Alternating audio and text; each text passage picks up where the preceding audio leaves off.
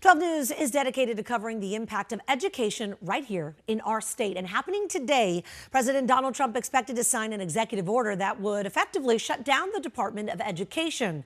Ceremony expected this afternoon, where he's going to sign and fulfill his campaign promise to return education oversight back down to the states. What does this mean for Arizona? Because Arizona's top education official supports this plan.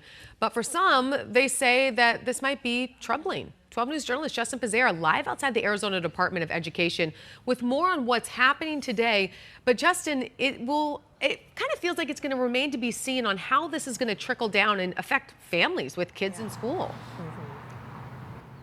Yeah, good morning, Emma. So that is one of the big questions on how this is going to impact families. A lot of teachers are very concerned that it's basically the students who are going to take the brunt of this. So the state superintendent, Tom Horn, does support this plan, though. He is excited that the states are basically going to be in charge of education. On the other side, though, again, there's a lot of concern on the students taking the brunt of this. There's a lot of concern about funding here in Arizona as well, because the state does rely on that federal funding significantly. So the organization Education Forward Arizona says our schools rely on federal funding more than most states. So shutting down the department without a way for Arizona to get that funding, that would be an education disaster.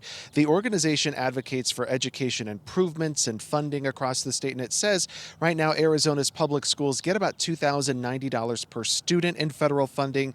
When you break that down, that equates to about 20% of the state's total K-12 funding. Education Forward also says that when you look at those numbers even further, Arizona is one of the top 5 states where a significant chunk of its funding comes from the federal government. Superintendent Horn says that the Department of Education it just adds a level of bureaucracy, that federal one. It's not needed. We do want to point out, though, that the Department of Education does not oversee curriculum. That is actually decided here at a state level.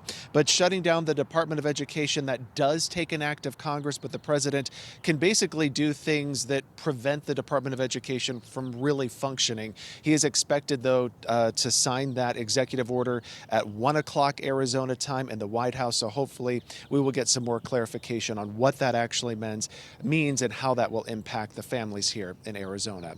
We're live in downtown Phoenix. Justin Pizzera, 12 News, Today in AZ. Yeah, I mean, there's so much to still come out of this as far as what that really looks like, the oversight, who you may speak to, because a lot of Arizona public schools do rely on federal funding and the department.